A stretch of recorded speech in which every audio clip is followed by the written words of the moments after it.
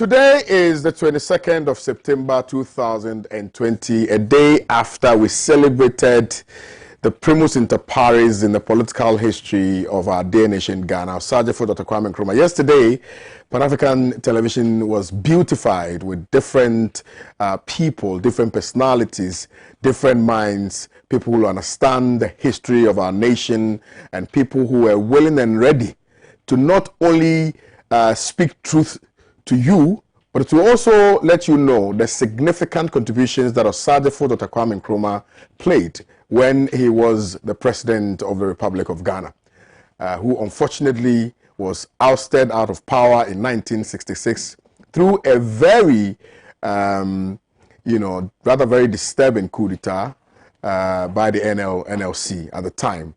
Subsequent to that, they overthrew the constitution and did what they needed to do. And so, I mean, in all our conversations, we must ensure that we go back into time, not only to learn from the exigencies of the time that occasioned some of the things that happened, but also to learn from the ideologies that governed our dear nation, Ghana. The ideologies that set us on a path of growth, which path of growth unfortunately, was truncated by, as Nana Dankwa Akufo-Addo said, the political Jeremiahs at the time. Welcome and good morning to Good Morning Africa. And let me remind you, my name is Kwame Owusu Danso. So for those of you who are first-timers, well, if you are an ardent viewer of Pan-African television, I'm sure you already know my name. It's Kwame Owusu Danso. So you can call me Champion KOD, and I'll always respond straight to you. A special good morning to all our viewers across the length and breadth of this country, viewers who have supported us from day one till today. I want to specially celebrate you. I want to say a special thank you to all those who have been very loyal to the morning show from whence we started till today. I cannot be grateful enough. You're the reason why we do what we do, and I believe that you find some level of solace in what we do, which is why every morning you wake up and you spend your mornings with us. You could have chosen any other TV station, but you decided to stick to Pan-African television, and for that, we are eternally grateful to you. Sorry. Now, unfortunately, today I was not able to bring to you You Must Know segment on the morning show because I was stuck in traffic, so I couldn't bring you Must Know. I'm going to bring it to you tomorrow so that you get to find out all the abandoned projects that were started by previous administrations that have been left to rot in the bushes. E-blocks to chip compounds to educational facilities, etc., that have been left to rot. We will be highlighting those issues and bringing them to the front burner so as to inform you as to what your monies are being used for. And, the fact that governments have failed to listen to the demands of the people, because the demands of the people is what will allow for any administration to either build or not build a particular infrastructure. So we are going to be bringing all of those issues out the more so that you will be apprised exactly what is being done, as to exactly what is being done with in terms of infrastructural developments, etc. Let me say a special salutation to you, Hajia Hamdat Ibrahim. I'm very much aware that you're watching this morning. We'd like to say a special good morning to you, and we trust that today is actually her birthday. Wow, I didn't know. Hajia, today you are a year younger. We wish you nothing but the best here at Pan-African television. You have been a formidable force. You have been a pillar here at Pan-African television, and we cannot take away that the fact that you have supported us and you have given us your energy, your time, your efforts, your contributions, and I'm sure that the viewers are very much appreciative of the many times that you've spent with them on the morning show. We do know that you are celebrating your birthday today. Hopefully you join us again very, very soon so we can get to hear or drink from your fountain of knowledge. Happy birthday to you. We love you and we wish you all the best today. Good morning to you, Yiremambo Moses Ambeng, who is the national organizer of the CPP. And good morning to you, Gabriela Tete, who is a leading communicator in the NDC as well. Good morning to you, good morning to you, good morning to you. That's right. Today you are in red. What's happening? What's the secret? Lady in red. How have you been, Gabby? Those match to match. But I'm feeling very passionate this morning. Hey. About everything, about life, about everything. Oh, that's nice. Wow. I haven't been here in a long time, so yeah, you haven't been here in a long time. If I'm returning back, I have to return with a splash. With a splash.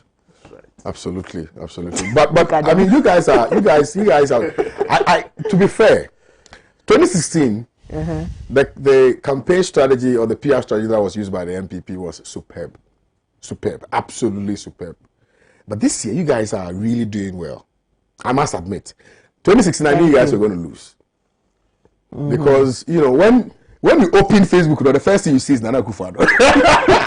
No, I'm serious. Wow. Yeah, 2016. And I told the first you see is Mama. Well, now when you see the social media game too has become very strong because originally you'd find people bandying things about which were not verified, so verifiable, unverifiable truths. They were just peddling those things, and there was no rejoinder. There were no rebuttals. Nobody was, so you guys just left it to linger. But now, Charlie, when you post it, then people are country. I'm like, okay, the social media game is on. So you guys are doing something good. And for the first time, I've also seen you guys doing some street marketing, which is also very good. You were actually you were part of it. Yes. The last check, you were in Kumasi. Yes. You guys were in Kumasi. It was actually fun. Yeah, it must be very exciting. That has been our third outing. We'll have another one this week since we started the retail campaign. Yeah. I call it street marketing. It's street campaign, actually. Yeah. So we do tell the policies of the NDC and administration going into 2021. Yeah. Yes, in a snapshot. And then when we do that for about an hour, 2 hours, and then depending on the location where we are, then we go into the people, and then we start having a one-on-one with them, like how you do evangelism. That's right. So right now you guys have taken the role of Jehovah's Witness. I like that. Well, I don't know why this big frog is in my throat this morning. But let me share with you the topics for our conversation today. Kenya's top judge wants parliament dissolved. Kenya's top judge wants parliament dissolved. Patients stranded, hospitals deserted as nurses, midwives lay down tools. Ghanaian Times reported that. We will deal with police personnel who indulge in partisan politics, says the IGP. Then I think we should deal with him first because he was appointed by the president. Mahama Zongo mortuary sparked debate. That's on the front page of... story on front page of what? You guys didn't put it there. And continues on page 3 of which newspaper? Regardless, we know the story. We are going to touch on those stories here. And I like the way the MPP has found a way of drifting the minds of Ghanaians from Okada to mortuary. If I were the NDC, I would still stick and stay on the Okada debate without moving a limb. When we get to discussing you understand it. It's a propaganda around it. I have listened to former President John Dramani Mahama pontificate about the benefits that the Zongo communities will get, when this is fully operational, right? I've listened to him. I think there was an interview granted. It was actually the request of the Zongo leaders. Absolutely. That's why I'm saying that it was captured as a result of your engagements with the people. So yeah, I can appreciate that. I can appreciate it. But I'm saying that the conversation that was, when you see baby here for the honorable, you guys should just hammer the Okada. Okada's a done deal. This is a diversionary tactic. Shivers down the front of NPP. Anyway, so these are the topics that we've tabled for our conversation today. Be sure to join in the conversation with your messages to our WhatsApp number, which is 0260846539. Wait, has Yabobia Samoa been sacked and Akomia replaced? Saka when it comes. I don't discuss matters from the NPP.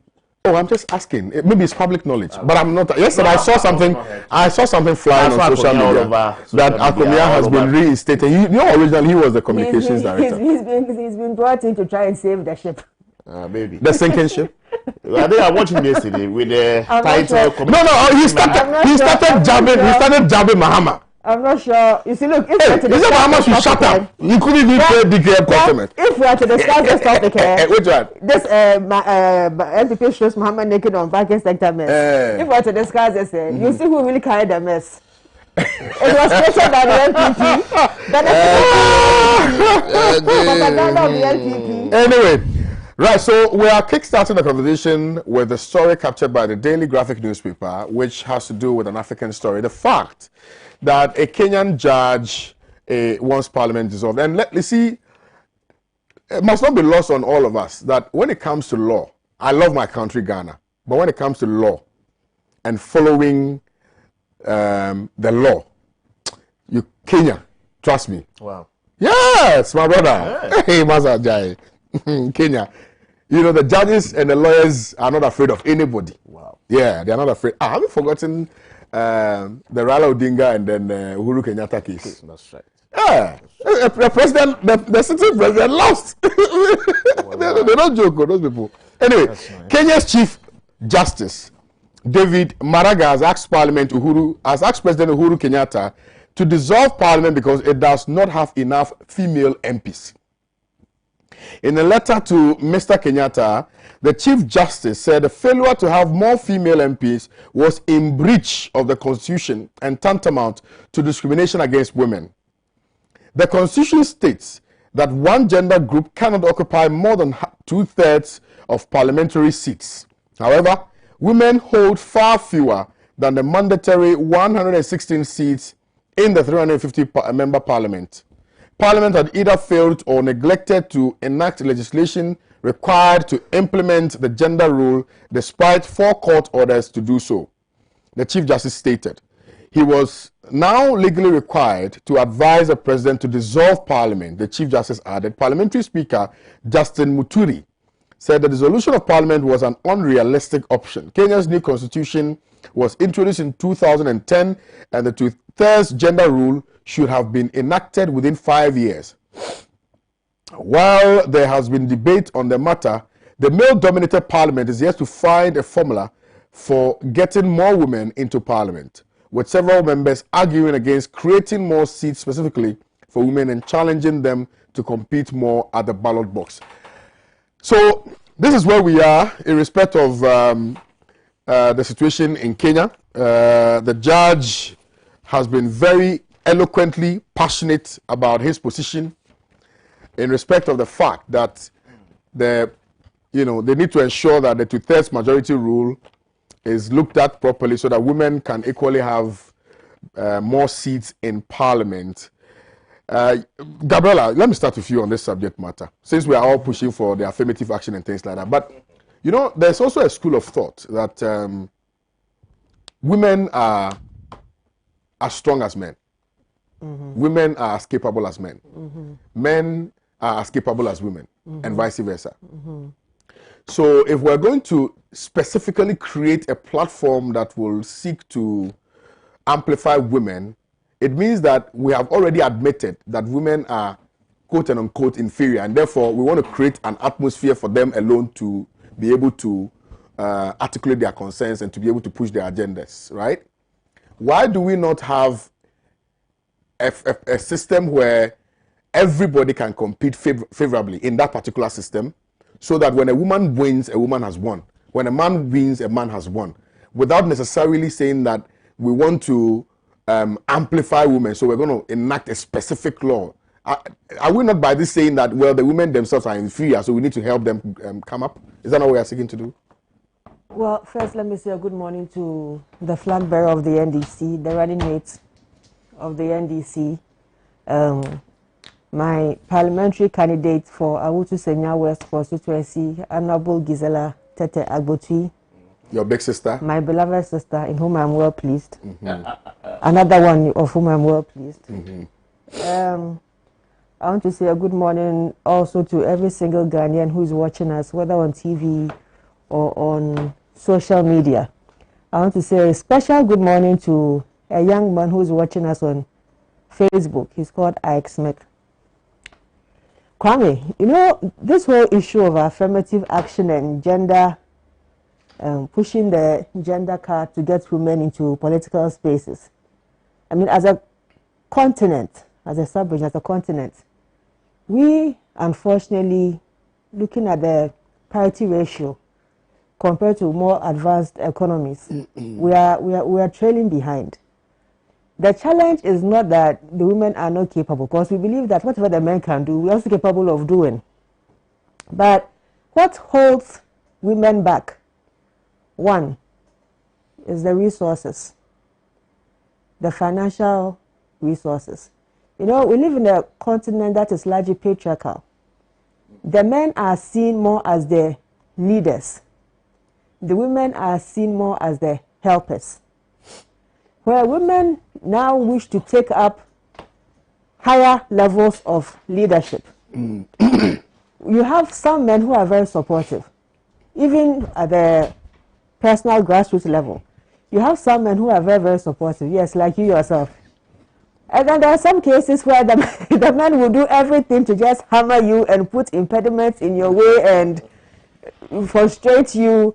I mean, the glass ceiling is real for women. You know, you can see the end. But for you to get to the end, it's not as easy as compared to the men. Men have more resources in terms of cash, and they're able to also mobilize better. Women, most often, when you go soliciting for support, there are always these men who want to take advantage of the situation you find yourself and will want all kinds of favors and all kinds of requests and demands before sexual favors before they help you out.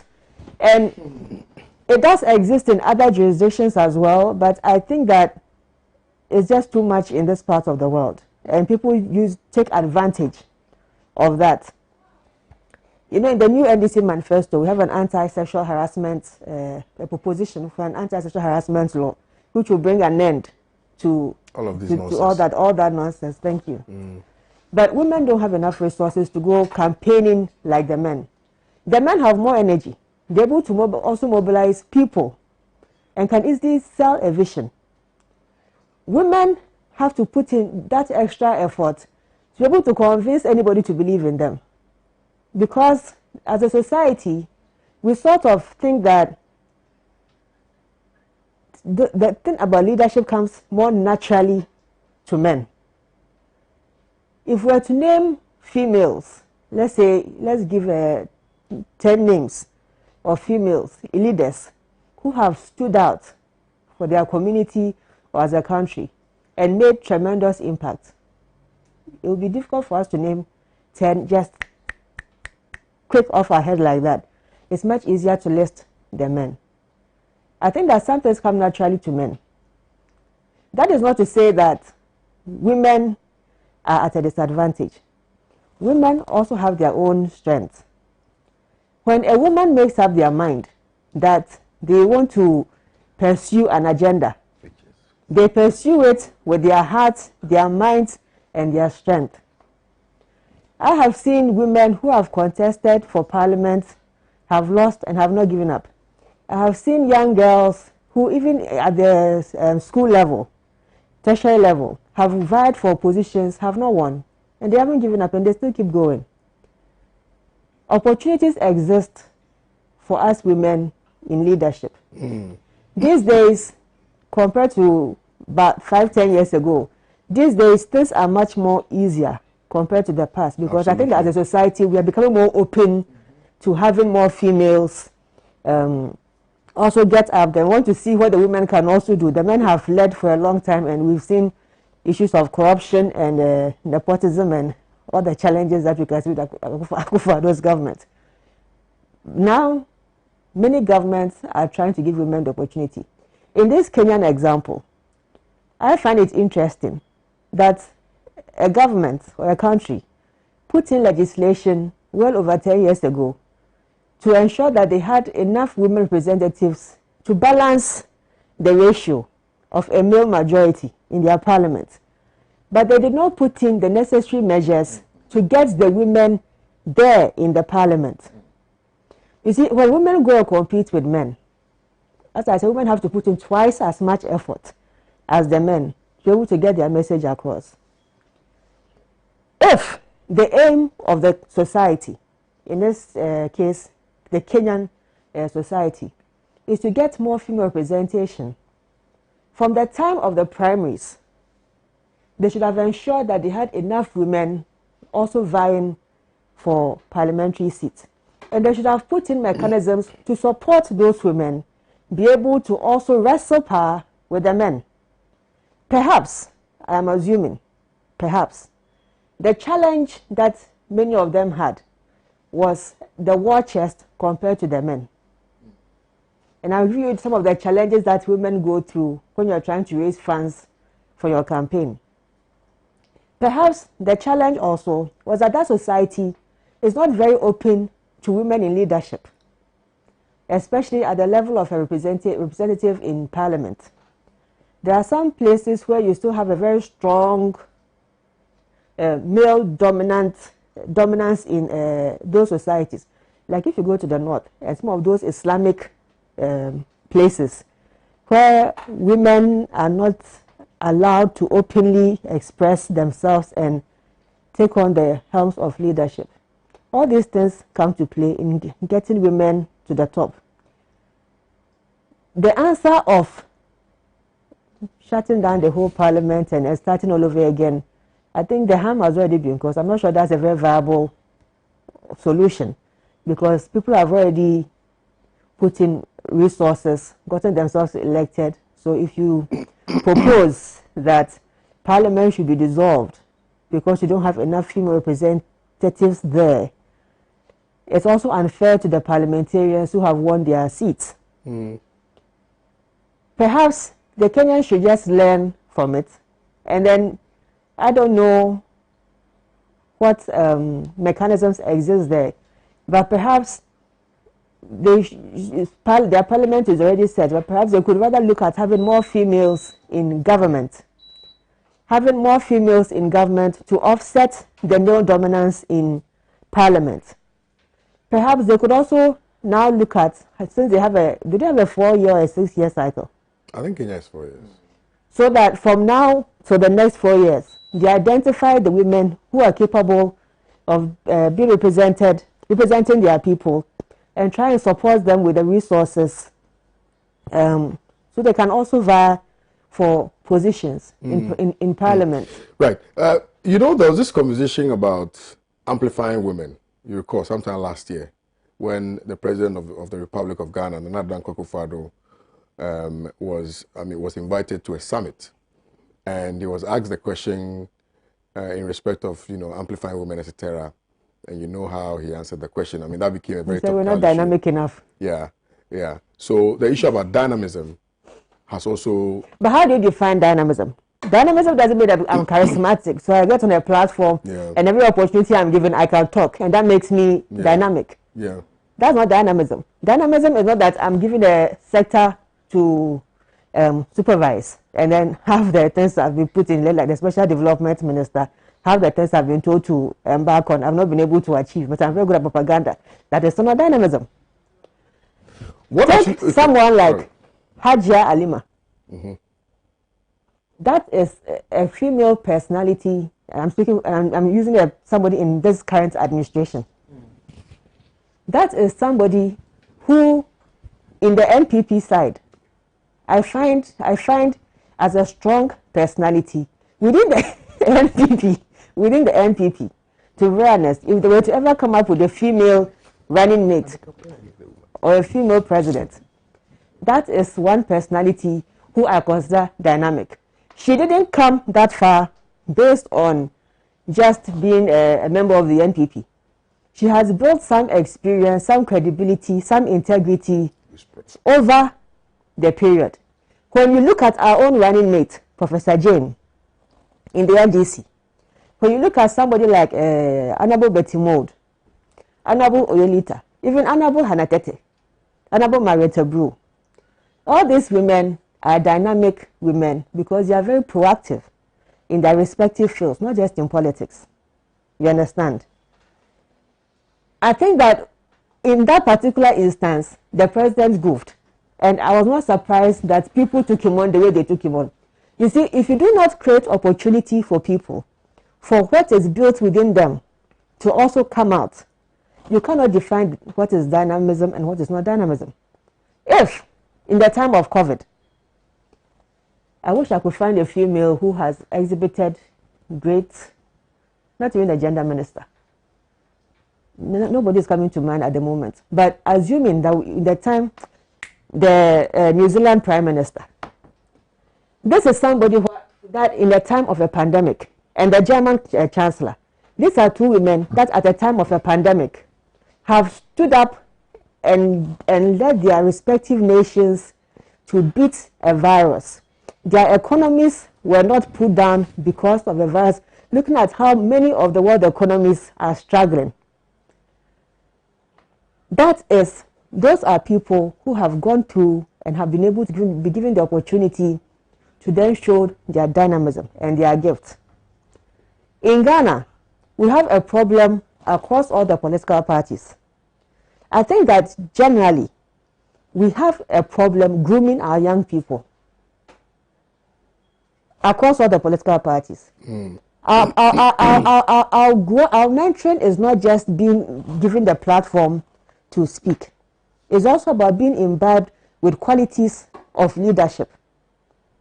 So that when you build a young corps of people who are potential leaders, they exhibit traits. You can't corrupt a young person if the person has been groomed properly to imbibe values of integrity. That person understands that if I compromise, there are consequences for my future. All right. Okay. Let me bring Irumambo into the conversation. Irumambo, I mean, I listened to a speech that was delivered by Prof at Brasima Summit in 2019, I think, which speech has been captured and republished across, the social media platforms. And I found that speech to be very profound. And I think that we continue to play that particular aspect of her presentation, where she stated that, we look at women as if they've just been discovered, and that they've always been here. Right. If you look at people who are into, the fish business, the bone setters and things like that, these are women who are actively involved in that particular process. And somehow, we have failed to properly acknowledge and give women their pride of place, when we're talking about politics and leadership and things like that. How do we change the narrative? Must we, as Africans, go back and perhaps look at our educational setup? Because, we can talk about the industrialization and things like that from back in the day, right? At some point, women were extremely powerful. If you read the book by Alexandra Kollontai, it tells you how powerful women were. Particularly, for instance, the French Revolution and things like that, how women played significant roles to ensuring that narrative, women had the right to vote and things like that, became, a matter that would be discussed by many. So how do we change that perception that would allow for women to take their pride of place in politics in Africa? Well, Kwame, a very good morning to your cherished viewers. A very good morning to my presidential candidate, Ivor Komnagri Street. A very good morning to General Secretary Nanaya Jantwa and the chairperson and leader, Nanahima Sapo Kuma. Kwame, in fact, I can't start my analysis without wishing Hajiya Hamdatu Ibrahim a happy birthday. In fact, I'm telling you, that's a very dynamic woman from the Convention People's Party. And some of us personally, we've learned a lot politically from such a person. And I believe Hajiya, being a mother for all, has been somebody who has mentored a lot of young people in the Convention People's Party. Absolutely. And she's still doing so. So in fact, this is one lady who's worth celebrating today. And I believe that today, we the CPP should hold such an asset very high and do everything possible to keep her and make sure that she's able to, discern all the knowledge she has, accumulated over the years into the youth. And that is the only way we can build a formidable CPP tomorrow. So Hajiya Hamdatu Ibrahim, happy birthday to you. Hey, what to say? Yeah, you don't know, now you know. Even me, I didn't know. So today we are celebrating Hajiya. So Hajiya, we need to, after the one. Oh, look. which one? Well, so Kwame, talking about women, we traditionally in the Convention People's Party, we don't play with women.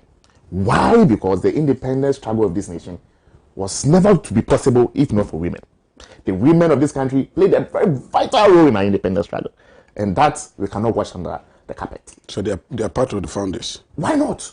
Oh, but one person was a leader. You see, they played a very essential role. Yeah. The Women's League of the Convention People's Party, the traders then, these were people who pushed Nkrumah and pushed him so well that State of Man 1957 became a reality. So for us, traditionally, we don't play with women. And as we said, historically too, women have played very vital roles in our history. But it looks as if the psychology of we the men is also something coming to play, where we think that still we are the heads and we have to take the front lead. Reading a lot of things on social development, you realize that we do some things unknowingly. For example, you have a baby girl, you have a baby boy, and you want to go and get them toys. You know what you do? You buy the baby kitchen utensils, toys to play with, and you give the guy a gun. Do you know what it signifies? You are teaching the baby boy that you have authority, because the gun signifies authority, and you are teaching the young girl that yours is in the kitchen.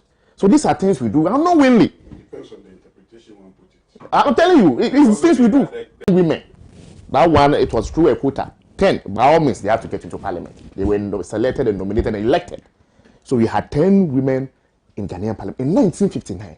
So you can just imagine, if we could continue this trend, by then they were having less than 120 seats. If we continue the trend by now, and it's even 10% of what we have, and now we are having 275, it means that approximately we should have about 27 women being appointed to parliament. And this is not rocket science, Kwame. We can do it, but we have to put the modalities right.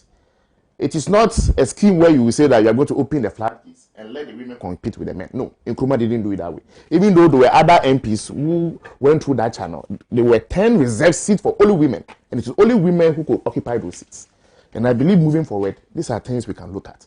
If we really mean business by what we are preaching, affirmative action, if they are not mere rhetorics from the NDC and the NPP over the last 28 years, I believe these are things we should all sit around the table and talk about. That yes, our women are people who are very diligent. Me working with women, Kwame, I have realized politically, there are people who are extremely careful. I'm telling you, when you're working with women, it is unlikely that you will make mistakes. Because when they come, they will take their time, go through the documents, scrutinize it well before they append their signature. Or tell you, okay, go and do this, go and do that. And that is where we men, we feel that, hey, if a woman is my boss, you know, they disturb a lot. They try to push you, pin you down to do the right thing. I believe that is the best way to go. For me, with my experience with Ajia Hamdatu and even now with Nanaya, I've seen that actually women are people who are extremely diligent in their work. And I'm hoping and praying that the CPP will come back to power. Because this, our brothers in the MPP and AC, it's mere rhetorics. For the past 28 years, they've been preaching the affirmative action. We have to find a way to increase women's, membership in parliament. But it is not happening soon. So the only way we can force this to happen is to bring in a party that believes in women. They have not proven that to us over the years. We have done it before. And the track record is clear. And the modalities we use in doing it. Oh no, that was in 59. Oh. No, that was in 1959. No, just look at the numbers then. Oh, that was in 1959 where we had very little MPs. That is what I'm telling you. That if in 1959 we're able to do this, and if you could also continue that trend, by now we could have been doing 27 MPs. 2020. Yes, 10% of women. You've done one. So, Kwame, we are proving that we have a track record when it comes to pushing women to the forefront. So, do you subscribe to the assertion that the Parliament of Kenya must be dissolved? Okay, the Parliament of Kenya, they have said it's an act they put in their constitution that at least one gender shouldn't have more than 2/3. But as my sister said, they failed to put the modalities right. Yeah, how do you ensure that? How will you ensure that this numbers precisely? They didn't put the modalities right. So if you open the floodgates for the women to compete with the men, of course, it will be very, even though the law is clear, it will be very unlikely for some of the women, as he said, to pull enough resources to meet the men boot for boot. So yes, for me, I believe they have a wonderful law there, but the modalities needed to be stated clearly on how they intend to do it, like the Osajifo did. There was no elections when it comes to those 10 seats. It was a quota for women, and women were selected, and there was a mechanism to elect them, not through people going to queue and vote. So the modality should be set clear. If it is 10, it had every region then, or every year had a woman representing them. So now we can do 16 women from each of the regions, and we'll find a way of bringing them into parliament, which is non-partisan. There's a so thank you very much, Saka. I'm not going to have your take on this subject matter because it came in very, very late, and we have time allocated for the other topics. So unfortunately, Saka, we cannot hear from you on this, and don't even try to speak to this when I give you the chance to talk. I know what you can do. You know the strategy. Oh no, I'll say Just give him a minute. But guys, there's a feature in the Ghanaian Times newspaper. I think sometimes some of these things must have the front page. A case for a fitting Jasican District Hospital, and I'm from. My dad actually is from that enclave, so I think it's important that we highlight some of these things. The hospitals that we have, maybe we can refurbish some of them. You know the agenda 111. I don't know about that. Yeah, it will cater for that one. I see. Okay, but the Jasican District Hospital must be one of priority. It must be one of. We are going to do. It must be. They must do so. We'll either build a new one. They must do so with immediacy. Or we'll refurbish. We need a proper district hospital in Jessica, not the one that we are currently seeing. Right. So let's move on. But before that, let me go for this quick commercial break. On my return, we're going to be touching on the strike action by some nurses and midwives, and we'll deal with what the IGP has been saying, that they will deal with police personnel who indulge in partisan politics. And I made a joke about how he himself must begin to deal with himself because he was appointed politically. Bahama and Bahama Zongo Mortuaries Spark debate is also a topic tabled for our conversation this morning. Please don't change your channel. Let's just make a little money on our platform. We shall return shortly.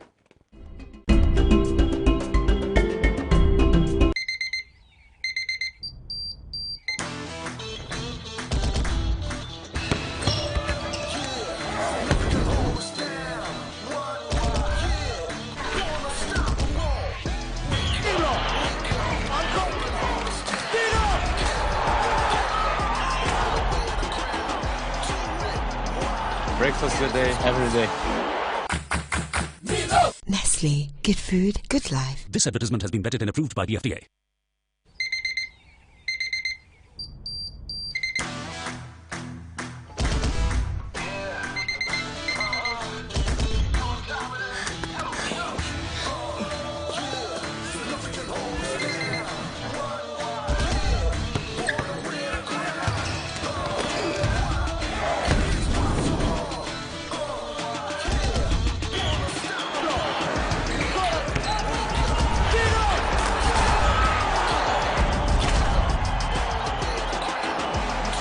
Breakfast today, every day. Every day.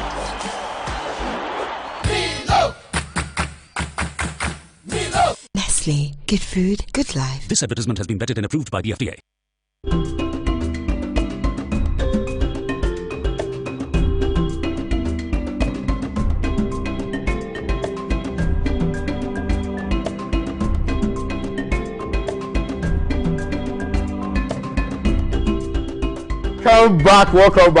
Welcome back. If you just joined us, you're watching the news preview segment here on Pan-African Television. Let me remind you, my WhatsApp number is active. It's 0260846539, and we are streaming live on Facebook, facebook.com/Pan-African Television.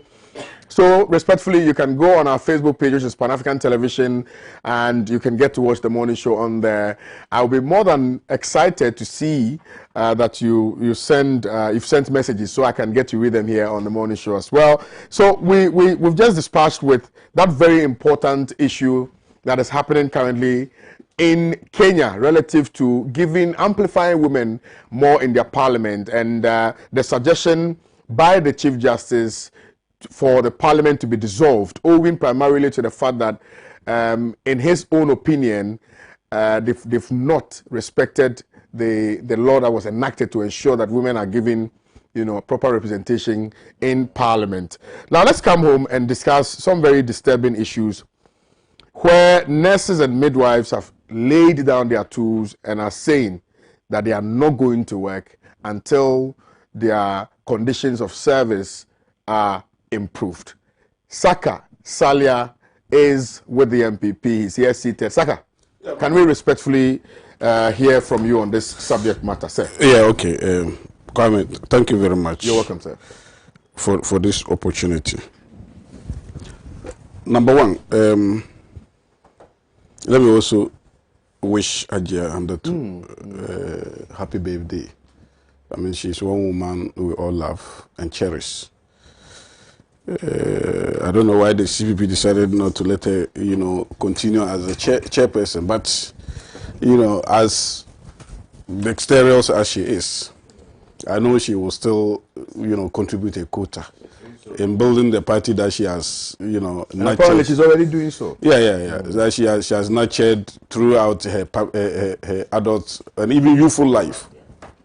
I think every party needs a Hajia in their life. A Hajia Hamdatu in their lives. Somebody who will be very dedicated to the cause, irrespective of the consequence and all that. So I wish her a very happy birthday. This birthday came, a day after the founders' day. Yeah. Hey, so it's more or less like coincidence, but that tells you who she is. Yeah, Kwame, about this nurses strike, that is the Ghana Registered Nurses and Midwife Association. I think that these are professionals that are essential. We call them the essential service people, providers. And for that matter, their services are so essential that it gives no room. The laws give no room for strikes. And because, I remember in 2014, I did a press conference when nurses and doctors went on some protracted strike for a very long time because they needed coded conditions of service. And then my position and our position during that time was that these are essential service providers and therefore must be treated essentially. The services that they render are not ordinary, and these are life savers. They are people whose acts can save lives and therefore must not be joked with. But on the other hand, it's also we also demand that they also know exactly what they are doing. Absolutely. That their profession is not the one to be joked with. And therefore, they should adhere strictly, doggedly, to whatever provisions that the law provides before they can ask for their conditions of service. Just like the police. Today, the police should say they are going on strike. We cannot sit here. Hoodlums can invade us here and then cause mayhem, even though some of us will defend ourselves. But there are others who would not be able to do so. Defend yourselves and not Gabriela. And yet you say you want to marry her. Oh, but I didn't mention her name.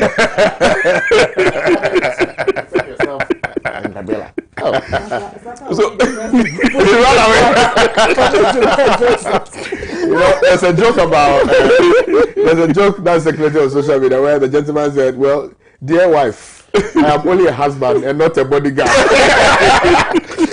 When we are attacked, I'll rather leave you. When I get to I'll call you." So Kwame, I mean, that tells you how important these people are. Nurses, midwives, and then there's another one, specialized something union. So, for me, I think that there are things that they are asking for that are relevant, that are necessary. And there are some of the things that they are asking for that we believe they deserve them, but taking the economy into consideration, I think that is completely out of place. Government and then the Registered Nurses and Midwives Association have been talking. There have not been breakdown in communication. They are in the negotiation table. They tabled some proposals for government to look into. Government gave dates, and before the dates, the eve to the date of meeting, they came with different new proposals, no, additional proposals. And once you bring additional proposal to the table, you don't expect government to just go and start talking about it. Government will have to go back and then check the books and all that, whether or not government can afford it. Now they've been change of dates, and eventually they met and they agreed on some of the proposals.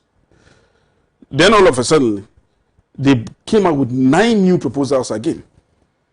9 good new proposals. In addition to their earlier proposals that government had a concession with them.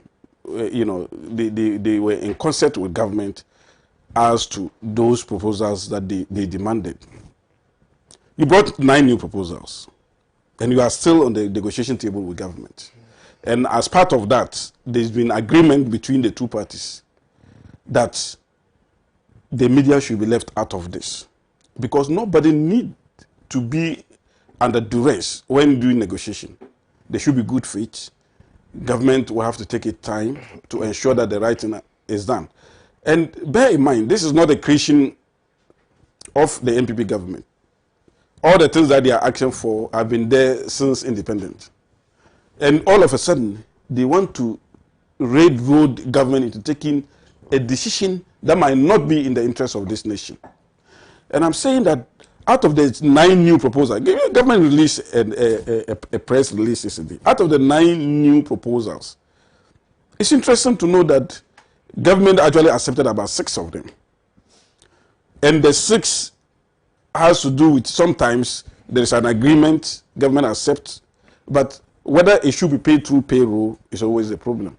Government believe that some of the hospitals can use their IGF to pay them. And they also want, because they also believe that payroll is not assurance too much, they also believe it should come from payroll. So if you look at some of the disagreement, they are just small disagreement between them and government. But the 2 most important ones that they are asking for, and government is saying that the government still needs time, is their transport and accommodation.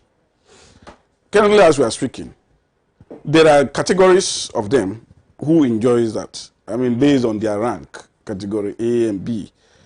You know, if you are, I think, senior what? Okay, I've forgotten of the. Senior nursing officer. Yeah, I think so. Senior nursing officer, you enjoy it, and government even lower some of the demands to a level that can cater for a lot of people. But government is saying that if you are insisting on accommodation for every nurse, and accommodation allowance for every, and then accommodation and transport, what will happen is that if you look at the single spine, you know, the single spine was to ensure that what they are calling for include clothing allowance, core credit to be increased and extended to nurses, as done for some of their staff, and risk allowances as well. Yes, yeah, these are part of the 9 that you mentioned. The 9, and government, in principle, have agreed with some of these ones. Yeah. But the modality, how to implement it is a problem, or which body should pay. You know, government says that they should pay through the IGF, and they insist they should be paid through the payroll and all that. But the serious ones, as I'm saying, is the fact that they want accommodation allowance and that of transport. And I'm saying that the single spine salary was meant to ensure that it breaks distortions. You know, hitherto we had distortions all over based on ranks, and even based on the department that you are working, or the institution that you are working. Now the single spine has come to ensure that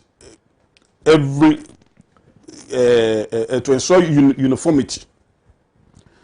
If this group that is bargaining with government is saying that, oh, for us, give us this, government will have to take into consideration the single spine, because the very moment government gives them that, lower the ranks that are supposed to enjoy it and give it to them, it will the floodgate. Yeah, it would have opened the floodgate for all other workers to also come demanding same.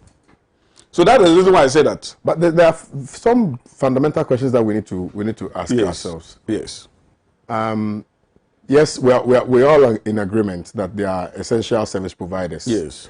And even in your submission, which is why they are not supposed to embark on strike action, demonstration, and things like that, because of the kind of services that they provide for the good people of Ghana. Now, if we know that they are service providers, essential service providers, and they have demands, right, and they've engaged government over a period, why don't we heed to their requests and do things that will avert, the probability of they embarking on a demonstration or a strike action? You recall, like you even intimated, at one point, doctors said they were not going to work because their conditions of service was nothing to write home about, right? So why don't we get to a point where it will not only be during election period that these people will now begin to bring out their frustrations and try to tie the hands of government in order that they get what they want. Why don't we systemize it so that they at every point in time their demands are met, so that they are excited and they are happy to go. No, you see, there are a whole lot of people in this, especially in this country. Everybody believe he is essential. You remember even when it came to the COVID-19, and we were talking about frontline workers. No, I get all of that. No, I get.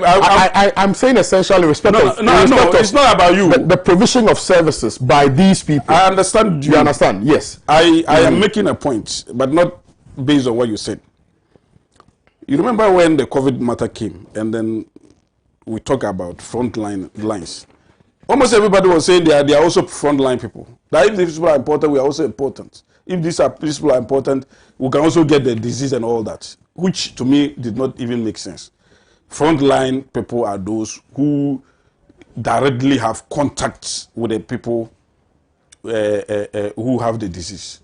So, I mean, if anybody go and sit anywhere and say that it's a frontline, but the same way, the moment you say that let their demands be met, without perusing the demand. You see, there's a clear difference between meeting the demands and whether or not the economy can also meet the demand. Because we have economy to manage or to build. No, I get just like your child in the house. You come from work and say, Daddy, I want car. Just mention something, astronomical, something that doesn't make sense to you. You cannot meet it. So if you allow workers, okay, if you say, let me catch you there with the greatest of respect to you. Yeah. But if you want to use this example to justify government's inability to pay, because I'm making a point. I haven't finished. I get your point, but don't even use this because the point is that the demands that they are making, the condition of service is part of the benefit that they are supposed to get as persons who are within that bracket, right? So they are entitled to it, correct? No, they are not entitled. They are not entitled. Yeah, they are not entitled. They need it now, but they say entitled to it or not. They are not. As at now, they are not entitled to. No, I'm saying that as part of the job that they do, every organization, for instance, when I used to work with Airtel, you're entitled to car allowance and things like that, right? Yes. Are they entitled? They are not entitled to what they are asking for. So then, why would they be asking for it if they are not entitled? Yeah. So you see, they now want it to be included as part of their conditions of service, and then you want to do so by blackmailing government during elections. You see? You think it's blackmail? Oh yeah. I mean, everybody knows that during election, every organization want to have its pound of flesh. Has government had the occasion of engaging these people? But I'm telling you, to the point where it would not now be described as blackmail. Do you listen? I am saying that there have been timelines. They've been meeting. There have not been breakdown of negotiation. Yes. Government and them, they've been dates. That is the reason why I'm saying that. If you do that, there's even agreement between them that, okay, we are meeting, we are negotiating, we brought some proposals. We have accepted them. We have accepted some. And the only difference between us on those proposals is the form. How are we going to ensure that these payments are given to you? Government says through your through the institution itself. The institution will have to pay you, and then they are also saying that it has to come from the payroll itself. That is one thing. But I'm saying that there were two disagreement from government. Even that one, because they are still talking. Even that, and that has to do with the accommodation and then the transport. And government says that we are working with the single spine policy, and because we don't want any distortion and to create unnecessary panic in the system, where everybody will now run to government and say that and be citing the nurses as an example. Because if you look at this organized labor, when they are bargaining, they have been citing different organizations, what they are enjoying, and therefore they are also entitled to. So if government goes to make mistake, to admit or to accept some of the proposals, that to me looks so huge for the economy to manage, in the end it will distort, it will even make nonsense of the single spine policy. And therefore I am saying there is a delicate balance. Even though they are essential service providers, government will still have to manage their expectation and ensure that they are happy, and then the economy is also manageable. But to say that we have to accept hook, line, and sinker, whatever proposal they bring, without perusing, examining, and seeing to it, and ensuring that the economy will be able to foot it, will be problematic. But you see, it's human nature that once you are there, you are thinking of yourself. You don't care about any any economy. You are just thinking about yourself. But the one managing the economy, that was the reason why I just gave your child example. Because he doesn't care about whether you have the money or not. But you managing, you know that maybe the child is not the only one. Apart from the child, you have other responsibilities and all that. You have to look at all those things before you take a decision. But these people, they are essential. We all believe that. We all know that.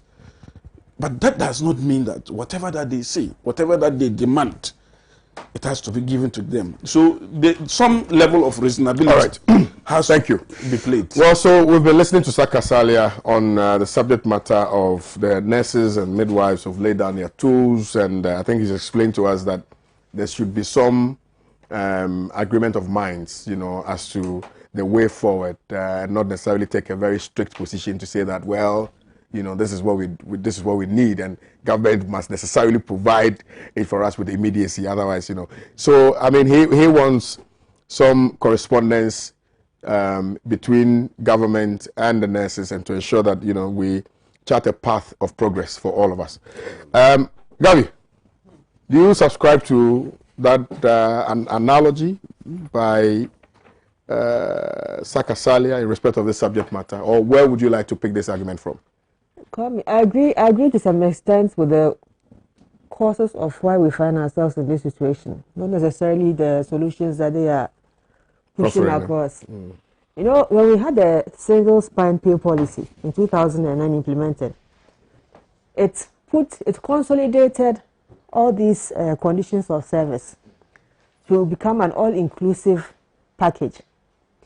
Now, over the years, some agencies have gone out of their way and taken up little packages to support their conditions of service, their salaries. I think that really is what is causing other agencies and other sectors to also push for changes in their conditions of service. I was listening to one of the health workers yesterday. I think there was a video clip going around of Mamobi Polyclinic, where some police people were sent to chase out the nurses from the premises. And one of the workers was complaining that the health supervisor who asked for the police was herself taking so much in conditions of service and didn't want to share. Well, as Saka said, in payroll negotiations, at a time when your government has already read its 2020 budget, at a time when your government is already exiting, no government wants to put itself in commitment that it knows it has not made provision for.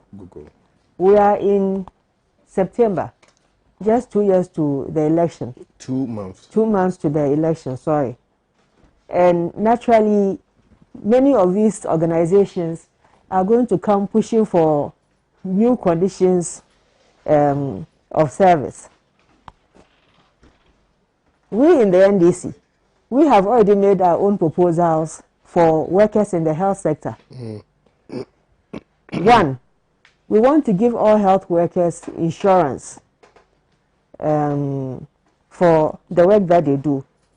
We want to employ the backlog of health workers. We want to complete the outstanding health projects that we have, so we can employ the backlog of health workers to move to post.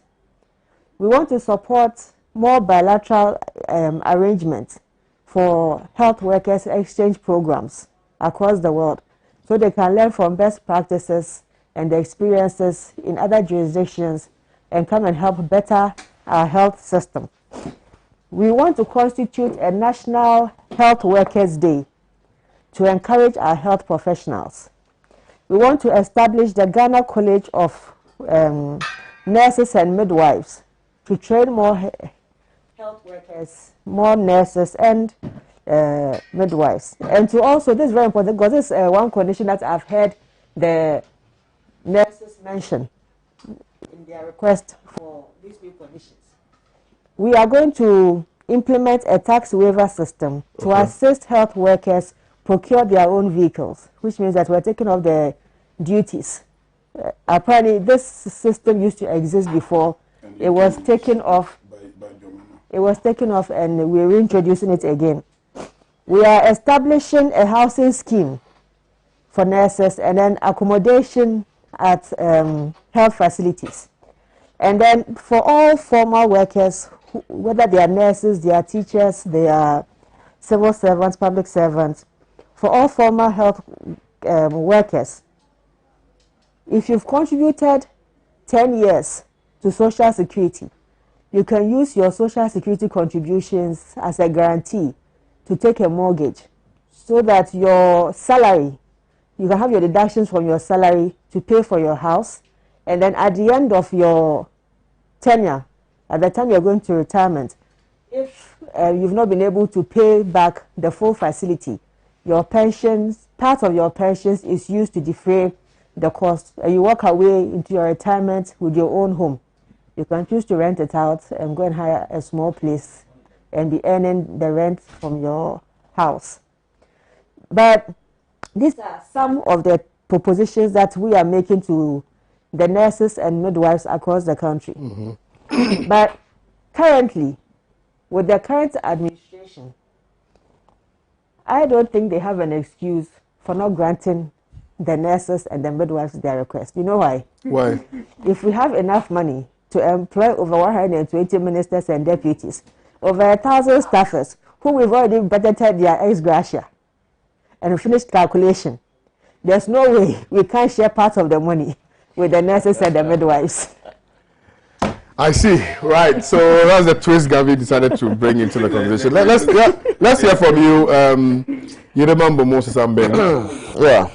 So Kwame, this is a situation we always. Can we listen to this delicate situation we always find ourselves? And as Saka rightly said, they are essential services, and essential service, as we said, they should be treated specially. Why? Because they are services. Today, as we speak, people are going to the hospitals and they're being turned away. That we can't see to you. Go and find other private hospitals and let them look after you. This is a dangerous thing we are doing as a nation. Saka, you did mention something that because it's election year, they are also blackmailing government. Why won't they do so? Because over the years, when they come to you, don't listen. And these negotiations, don't let us pretend as if this is the first time they are pushing for this. Whenever they push for this, we meet them, sometimes go and divide their front and they go back. And now they feel that this is where I can also get my pound of flesh. So we have to push government harder for them to commit themselves. Because they've seen that when governments come into power, for 3 years, the first 3 years, no matter what you push, they find a way of saying that, okay, we are not ready, go back and prepare, and come back again. But in an election year, they've seen that governments are normally, their hands are tied. So when you push your claims during the election year, it works. And it is true. In labor relations, there's something we call the psychological basis of negotiation. When you are in negotiation with somebody and you know that you are standing on something, that will push your opponent to commit himself. You use it. So I don't think they are wrong. It's a tool that they are using. And if I were in their shoes, I would have done the same. Because if you lose this opportunity, and maybe 2021, if you want to go and push these things, I'm telling you, Kwame, it will take you another 2 to 3 years. And you ask Saka a question, whether they are entitled to it. Kwame, they are more than 100% entitled to what they are demanding for. No, currently, as a law, well, let him justify why he's saying that. What are some of the claims they are making? Yeah. Clothing allowance, yes. Which one again? They said risk allowance. Risk allowance. Yeah. Saka, risk allowance. This is something which should be the basis. I am saying government has accepted all of this. Yeah, no, we are saying that yes, if they have accepted. Yes. And so why don't you allow them? And then why don't you go with them? Because clothing allowance, risk allowance, maybe you are looking at the quantum, because it has to be a percentage. Risk allowance, how much are you talking about? So maybe that is where the disagreement is. Not that they've accepted in principle, but if you say that, okay, risk allowance, we want risk allowance to be so and so percentage of our pay, and you say no, so you've not accepted. Have you accepted, Saka? So, and that is the situation being. They are still talking. That's what I'm saying. That they are still talking, and you come and ask you a question whether they are entitled to it, and I'm saying that they are more than entitled, because risk allowance is nothing out of the blue.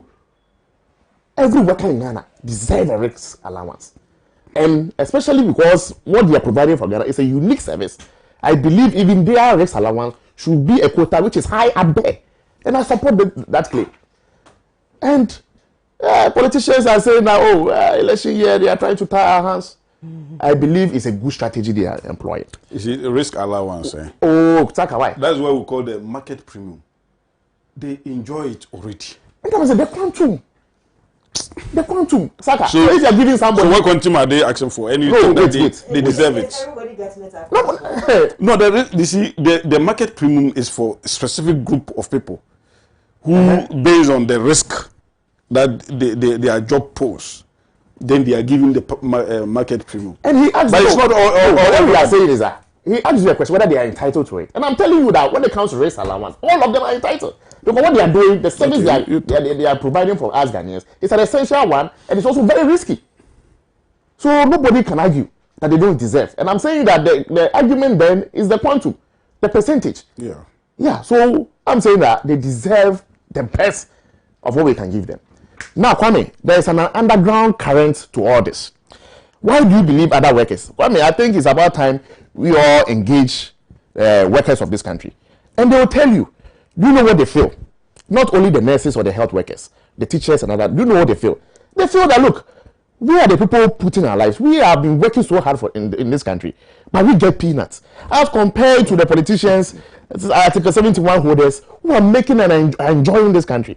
We are working hard as teachers, as nurses, as public servants, but we are getting peanuts. Our conditions of service is nothing to write home about. And they sit down and look at the situation where somebody comes into power for 4 years, and all of a sudden the person has grown and the person has become so wealthy. These are the underground currents. But these are things that they can't come out publicly to say. But when you engage them, they will tell you that yes, we are doing all the hard work in this country. Somebody says he's a politician. He comes for 4 years and he has made life so easy for himself and the family. So these are things where behind the scenes, it is hurting our working force. And we shouldn't take this lightly. Seriously. And it is not peculiar to only the NPP government. Over the years, this is what they have seen. That people have enriched themselves using politics. And politics is an avenue where people can easily get money. So if that is the case, we too, the little opportunity we get, let's make sure we take our money. Yes, we put it down their throat. Yeah. And I think that is it. After all, we deserve better, and they are giving us less. All right, thank you very much, Momo Sambe. Let me continue to bring in your thoughts via our WhatsApp number, which is 0260846539, and we're also streaming live on Facebook. Facebook.com/Pan-African Television. I'm also on Facebook, so you can share with us what your thoughts are, and then I'll be more than willing to read them here for you. We have 2 topics to go. One of them has to do with what the IGP has been saying. And yesterday, I'm sure yesterday you saw the showmanship, the display of armored vehicles and hot water tankers and what have you on the streets of Accra. And the police are saying that they are demonstrating their readiness and willingness come December 7th, 2020, when we head to the polls. There are two different schools of thought. One is saying that this is just an act of intimidation. The other saying, well, the police are just telling us that they're going to be able to handle the security issues come December 7th, 2020. I don't know what your position is in respect of that. But I'm going to start this conversation with Yiremambo Moses Ambing. Yiremambo. Yes. The IGP says they will deal with police personnel who indulge in partisan politics. The provoking question that comes to mind has to do with what the police did when some persons were involved in the Ayawaso West Wogon by-election. Some persons who actually shot people, beat people, and those people were not supposed to be there in the first place. Yes. There was a report that came out. Nothing has happened in respect of that report. Some persons were asked to be criminally charged. Those persons are still working as free people. So it begs the question, this statement begs the question as to whether or not the IGP himself is being truthful and has sparked his conscience behind this particular speech that is put forth. Sir. Kwame, this statement can never be true today. It will never be true tomorrow. Why? That the police officials shouldn't indulge themselves in partisan politics. Now, why am I saying this? The security services has already been politicized by the duopoly. Why are we also saying this? Right from the entry stage, before somebody says that I'm qualified to be a police officer, you know what happens in this country? No. The ruling government, they send lists to the Minister of Interior, Minister of Defense, and get people recruited who are their party boys. And the person has already entered, thinking that it was MPP who made him or her a policeman or a woman. So do you think such a person will be so neutral and exercise his duty as a police officer well?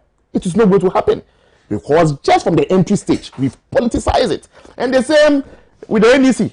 So for the past 28 years, what we've done to our security services is to make sure that our boys or people who are loyal to the cause of a political party are people who are being recruited. So the person gets into the police service already feeling that he's an NDC policeman or an MPP policeman. So unfortunate situation we find ourselves. Now, you are the same person turning around to tell such persons who believes that he became a police officer because of a political party. And you are telling such a person to be non-partisan? No! His loyalty will be to the party that pushed him into the service. So such a person is standing, and I, the national organizer, have organized my boys, say Choboy, and he gets a call from the NPP headquarters, hey, stop that young man. His loyalty is to the NPP party. He will move heaven and earth to stop us. So for me, I don't see how this is reality. It can be, because we have already politicized the police system. And it's not only the police, the other security services. So we have created a system of mistrust. So when I'm in opposition, there is no way I'm going to believe in the police force. But when I'm empowered, they are my best friend. Why? Because I believe that the top hierarchy of the security services are under my control. And it is so. Kwame, IGP, who is the IGP? No matter how diligent he was, he's an appointee of the president now. And in our society, it takes a few brave people to stand up against authority and say that, yes, you appointed me, but I'll make sure the right thing is done. Absolutely. And you gave a very good case study. If you wanted to even give them the benefit of doubt, Ayawaso West Wogon as a case study, what happened? Where people had the audacity to even front as police officers, and they gave them a commander called Azubu for them to lead this charge. And later we go to know some of these guys are not even in the police force. Kwame. Which one was that? What do you mean, which one is that? Must they be in the police force? Where can they be? Can he make a submission when you get the opportunity? You can. Masaka, you and I know those boys. And you know them as your boys. And so your boys are now so our boys cannot be national security people. National security people. So you don't know anybody on what basis? who has been recruited in national security. Chairman, you see, let him make it. And I remember, in fact, you have even brought a point to me. I remember where one of Double was invited to the commission. He said he was trained for I think 2 or 3 weeks. And how to use. He was trained as what? As a national security operative for 2 to 3 weeks. We was trained on how to use the buta. How is it gota? Yes, on how to use it and other weapons. 3 weeks, and now he sees that he's a qualified personnel that he can engage on crowd control. Such a person, if there's a problem and you want crowd control, there's a specialized training for that. Such person he has been trained for 3 weeks. Which that one said we are not even sure whether it is true. Come in the first place, we are not sure whether it is true. And there's a problem with crowd control. You go invite such well-built guys that they are national securities. You should come and control crowd or what? So in fact, it is a non-starter. It is a non-starter. And this what happened in Ayawaso West has also made our brothers and sisters in the NDC to be worried that no, if the police force is behaving this way, then we cannot trust them. So we are also going to prepare very well so that in the unlikely events where the police is showing these partisan colors, we will also match them boot for boot. Kwame, that is a remedy for disaster. So some of us, being the Convention People's Party, we are so worried about the situation. The IGP engaged us some few weeks ago, and we told him that we respect the authority of your office. But what we will not tolerate is where you will not be fair for you to call a spade a spade. That will all have problems with you. And we are going to expose you big time. And we didn't mince words with him. And we told him, when things are going wrong, sir, and you hear us, we'll be clear with you. Please, this election is a very delicate election. And this country called Ghana is far bigger than those two called big parties they call themselves. Ghana is far bigger than the NDC and NPP combined. So we are telling the IGP, you took this uniform, you made an oath to serve the good people of this country. So do so. Do so. All right. Despite all the, all the directives will be coming from the top. All right. So by all means, the directives will come from above. All right. Thank you very much, Imambo. Good morning, Pan African TV. And good morning, Kwame. His Excellency Nana Dankwa-Addo and His Excellency Mahama can boast, but who determines their future? Trained them, who taught them, and how are they reciprocating the effort of the teacher? Where is the teacher professional allowance Kufuor promised teachers?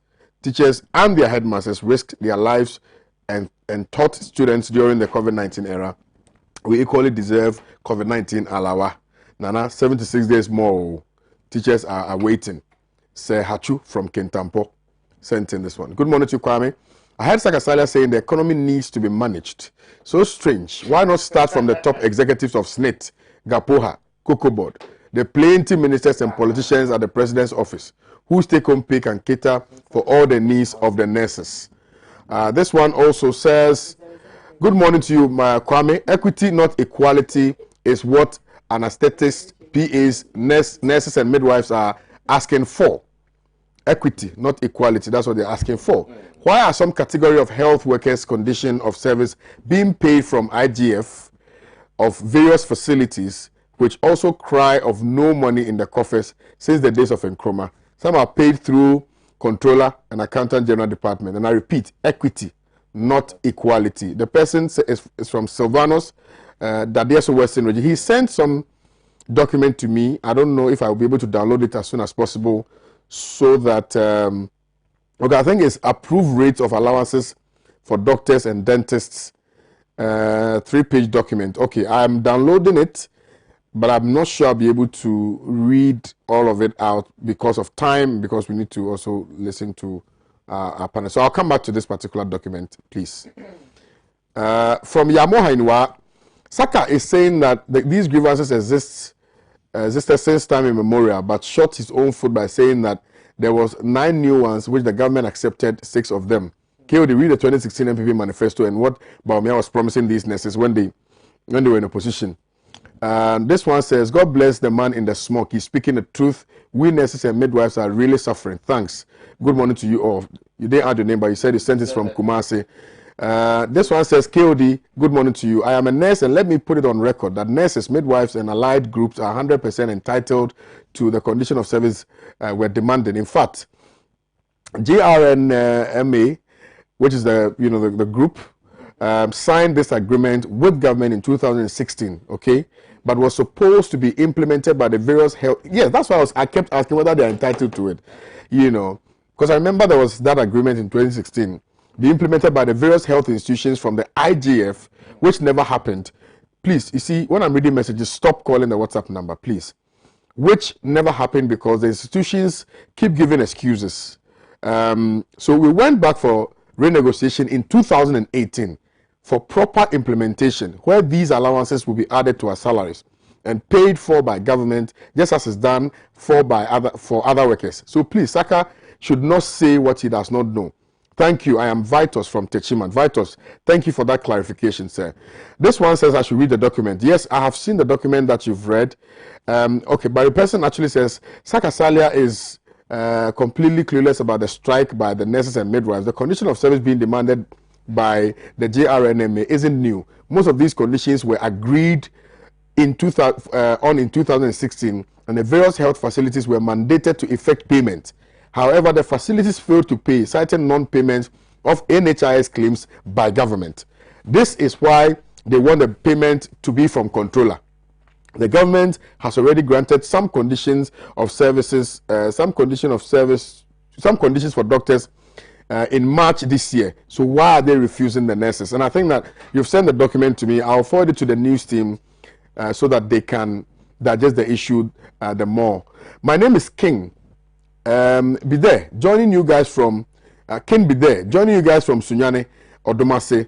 And you are saying that the capital of Sunyane West Municipal, the police did well by showing the whole country their readiness. The election will not take place in Accra alone, so they should extend it for better allowances. They were entitled to it. Yes, why are nurses not entitled to theirs? Okay, thank you very much for your message this morning. This one says the action of the nurses, please keep. The action of the nurses can't be termed as blackmailing the government. It is high time we as a country put aside the issue of politics and face reality. Do you know what these nurses go through in the hospitals? Let's be sincere and treat these people in a special way. Bernard from Damango sent in this one. This one says, good morning to you. Please, I'm a nurse at Koforidua Regional Hospital. The government does not respect the effort we put in our work.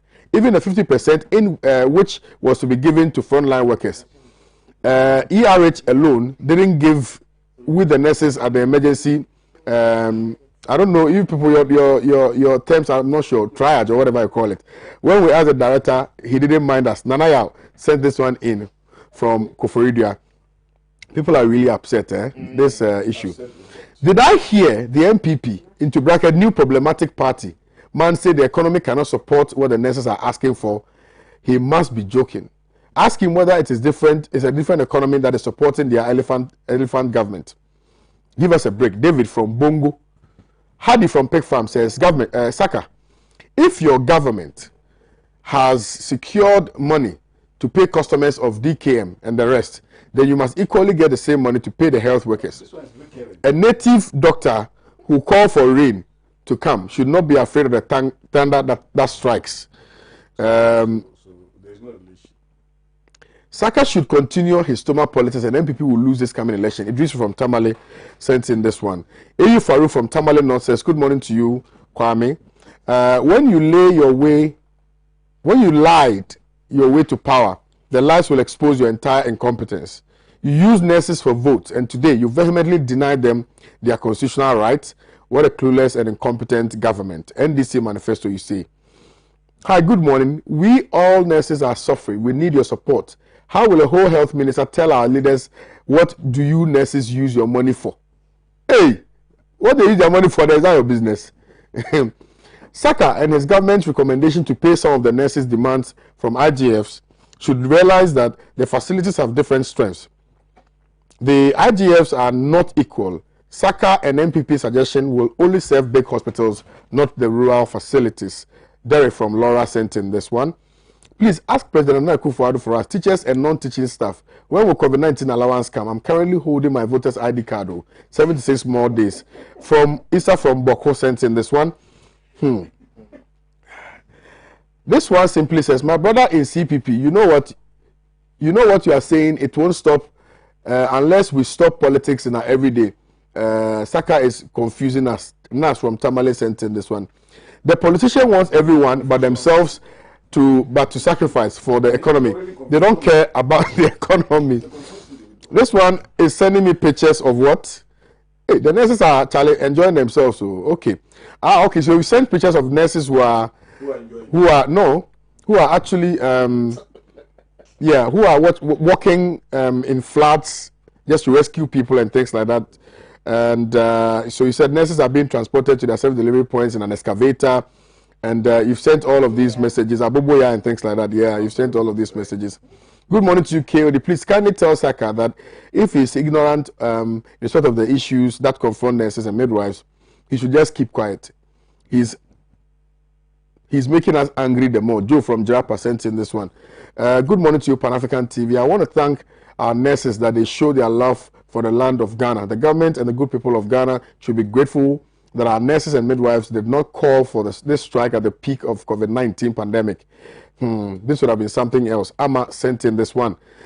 This one also says, it is obvious that the MPP government deals only with party members in terms of work. My big brother's salary has been blocked because he's recognized as NDC. Is this country for MPP alone? Tanko from Bolga Tanga sent in this one. Okay. You said I should read the document. Yeah, but I've said, Kwame, good morning to you. I'm live from La Paz. I really enjoyed your moves yesterday. But you didn't come. In Kromer's symposium. No, I was here. I came later and I came to dance. Oh, okay. I came to dance. Okay. By then, I think. Oh, the way I dance, pa, it's not easy. I dance, pa. I enjoyed myself. Let me come to you, Saka Salia, in short of this matter. Have you spoken already? No. The police, yes. Yeah. Kwame, thank you very much. I think that I'll end with Gabriela. Kwame, I agree with the IGP that you see the police is not to be played with. It's not a partisan institution. If people try to make the police look partisan, I think the police itself should shed that light. They should let people know that they are not partisan. Governments come, political parties win power, and they come, and then some try to influence people to join the police service through protocol and other. I mean, it did not start today, and I can't sit here and pretend and pretend to be a hypocrite by saying that I do not know about that. CPP, if they come to power today. Hey, are you a prophet? Yeah, I mean, if they come to power today, there will be some protocol lists to at least get one or two people in. It's happened before. Even during the period of CPP, they even formed their own army. We know that, yeah. I mean, Kwame Nkrumah had his personal army. That even led to the coup. No. Because the army itself was so angry. We're not talking about. You know what I was talking about that.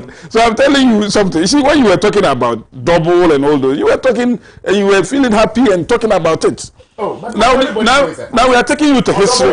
We are taking you to history, and then the people are saying that that is not what we are talking about.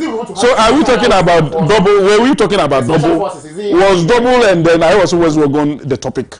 Kwame, I'm asking you. I was just citing an example. So I should not also cite. No, but the example you are citing is even wrong in the first place. Why is it wrong? Because Nkrumah never formed any military group outside the Ghana Armed Forces. You are lying. Why am I lying? So what led to the? So it's also wrong for us to have we can talk it about. We can talk about it.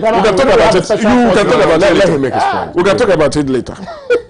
But the point I'm trying to make is that politicians will try to have influence. And for me, I don't even think that we should have an absolute independent institution different from government when it comes to security. If ever we had such a situation, I've been seeing DSP, Agozo, and these people talking on radio, and people give it light as if what they are saying is the truth. I don't believe that we should have people who can within the police or military who can countermand government position or what government seek in terms of security. We need to see there's a reason why the police hierarchy is controlled by government. And indeed, it's not Nana Dankwa Akufo-Addo who came and then did that. It's been there all throughout this democracy. Because we have passed through, what do you call it, unconstitutional regimes where they can easily overthrow a government, where the people who are because we are an executive, democracy where the president is a commander in chief of the Ghana Armed Forces. The police council is being chaired by the vice president. There are reasons for that. But if you are saying that we should allow an institution to exist, that the government of the day cannot control such an institution, do you know what will happen?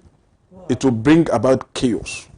One day when there is disagreement between the executive and then the police or the army or whatever, you can understand what will happen in this country. So when those police people mount the platform and talk, and people don't peruse it and just took it like that, I see what they are saying on the platform is the truth, and that these are real professional police. And then I've seen some other media continue to harp on it. But I'm saying that no matter how the situation is, the police service should have some modicum of professionalism.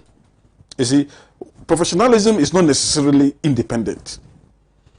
The laws stipulate what you ought to do as a police person, irrespective of whoever ox is got. But to say that, because somebody has not been prosecuted in Iowa West Wagon, the IGP do not have the moral rights to say that people should not be political when it comes to elections. I think that you are extending your argument too far. The police needs to be professional. They need to ensure that they live up to their responsibility. And if a policeman look on sheepishly when crime is being committed or commissioned, I think such a policeman should be taken, through the law.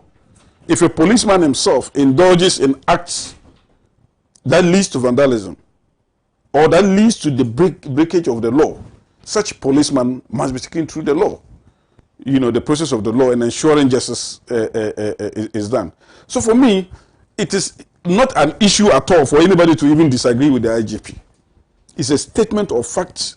And any policeman, irrespective of whichever political party brings you to power, you do not have allegiance to them. Hey. Let me today, if Gabi, gives. No, I mean, I'm telling you. Why is it that the president appoints the chief justice, but the chief justice can rule against the president? In consulting with the Council of State anyway. Why is it that the president appoints electoral commission, but the electoral commission leave to its its professional duty, and if the president loses an election, the electoral commission has nothing whatsoever? We go and look at the clauses of the removal of such officers and compare it to how an IGP can be changed. You will see the difference. So it is a loss. So that's what I'm pushing. It is a loss, and then there are good reasons for those laws. There are good reasons. It's not as if the framers of the law just sat down without thinking through it and just promulgated that law, and then we are practicing it. Then you see anybody just come out and talk anyhow. Thank you, Sakasari. So for me, I think that it is the right thing to do. Thank you. Nobody should condone any policeman being unprofessional. Right. By what we have heard, Wild West candidate of the NDC now. Who is Wild West candidate? The Wild West candidate, who was the former IGP's special assistant. What has he done? Whilst he was still with the former IGP, he was doing political things. And he himself, in his campaign, he was going around telling them what he has been doing, how he was sponsoring the constituency, even whilst he was a policeman. Anyway, these are some of the unprofessional conduct. Take us home. Take us home. In principle, the police is supposed to be neutral, but in practice, they are not. And in reality, everybody has one vote to go and stand behind the box and choose who they want their leader to be. And I believe that even before they take that decision at the polling station, they already minded where their allegiances lie, even though professionally they try to be neutral. I think that both of them make very valid arguments about the neutrality of the police or otherwise political, what do you call that list? Protocol list finding their way to the police, and somebody here trying to deny. 5%. Only 5%. You know, this protocol list was got a former DCOP I'm on air, please. exited from the police service. Kwame, I have always held the belief that the president should not be the one to appoint the IGP. I think I've said it on this platform before, that I think that it is Parliament that should appoint and should also monitor the IGP. Even the EC. The IGP. What he was saying, that there's good reason why the president chairs the council of what the the president chairs the Armed Forces Council and the vice president chairs the Police Council.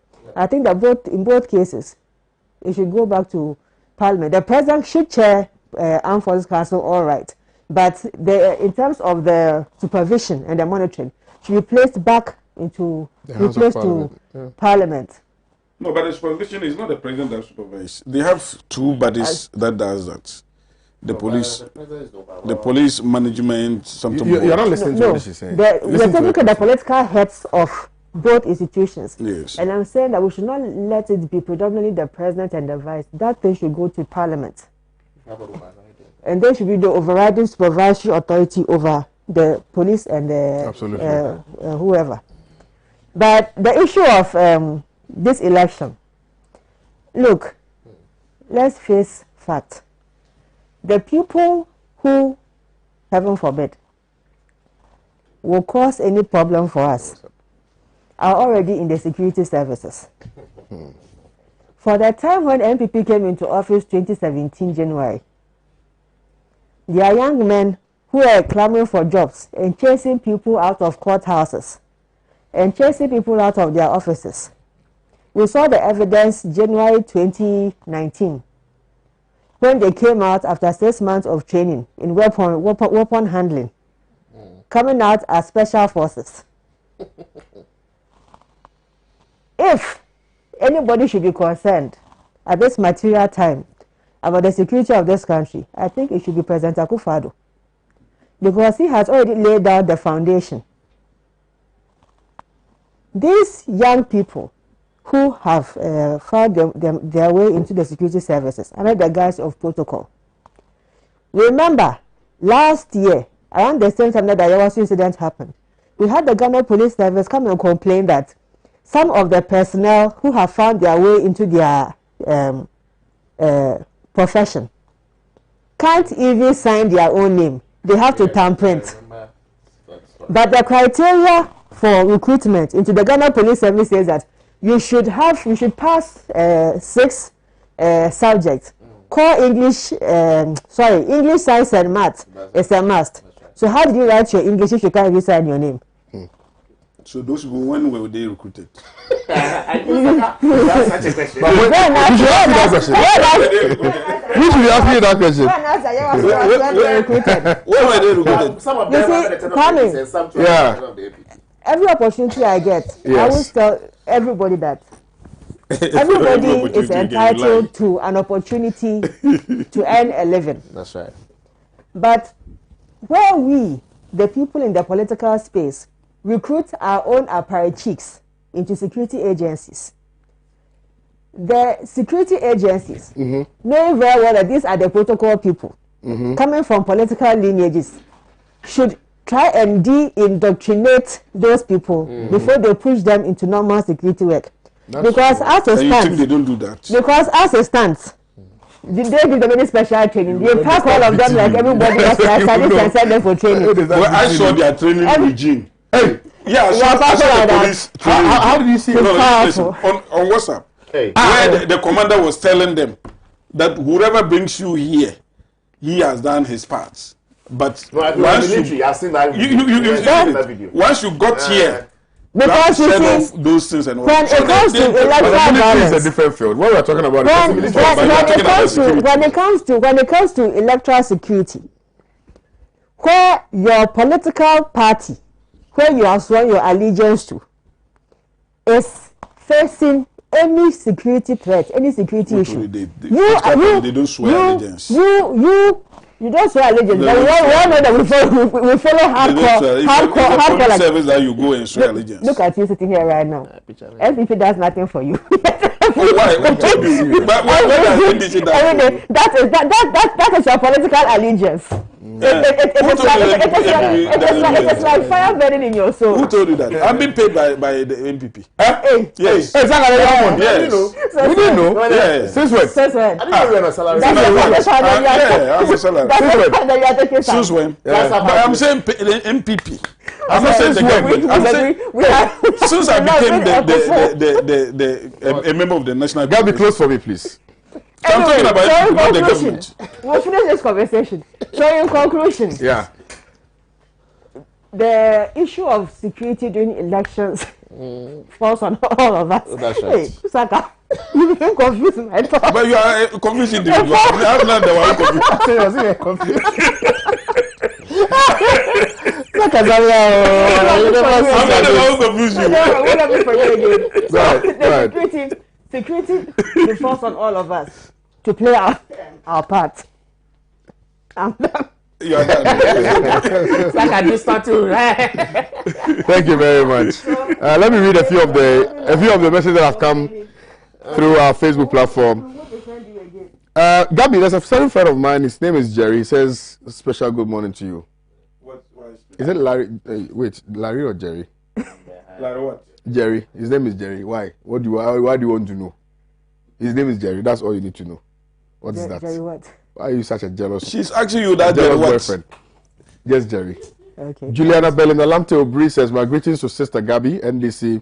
We have the beautiful ladies and the handsome men." She again says, "This Saka 419 government has failed Ghanaians. Why is Saka lying? Can we try and speak with the nurses? There's nothing new introduced. We started talking with government since 2019, whatever. I think all the messages have been very consistent relative to when they started engaging government. So there cannot be any lies in that." Mohammed Ahmed Sadiq says, "My beloved country, Ghana, NDC shall lead a stable democracy. Ghana, strength in unity." Razak Waziri says, "Goodbye, Ranado, because it's done deal for NDC." Roxindo says, "Kwame, the IGP is a hypocrite. He should first make sure that he goes after those hooligans, fake national security boys, MPP boys who have been all over the place shooting, killing innocent Ghanaians." Ephraim Danso says, "The nurses and midwives must be settled. They need support." Ephraim from Eastern Region. Kobina Isaac says, "Labor unions should stop what they are doing. Interfering with nurses and midwives' rights is not their duty. They are not at all our employers." And AU Farouk in Tamale North says, "Good morning to you. Okay, I think I've read this message already. MPP incited these nurses and promised them heaven. In fact, MPP made nonsense of the single spine salary structure. KOD, because the nurses believed this MPP, they campaigned aggressively for the MPP, but Omia lied, led the charge by chanting nurses are suffering. Nurses are suffering. Nurses are suffering. Nurses are indeed suffering now." Obedin Jonan says, "Please, Kwame, good morning to you all. It's not only nurses that are on strike or demonstrating, but we, the field officers of Ghana Census of Agriculture exercise, which took place from 2018 and ended in 2019, are set to demonstrate because the government hasn't seen it necessary to deal with our issues." Obed from Bandai sent in this message. And Nana Afra entry says, "Good morning to KOD from Reykjavik." I hope I got it right. Iceland. You're watching us from Iceland. Thank you very much. Gabby, thank you. Yiremambo. So I will not do that. Thank you. The mortuary, thank you, Sakasala. My time is up. Unfortunately. the mortuary manifesto. I'll see you guys tomorrow. Do have a very, very, very, very wonderful day. My name again is Kwame Owusu Danso. So thanks for watching today's edition of Good Morning Africa. Have a great day. I love you all. See you tomorrow.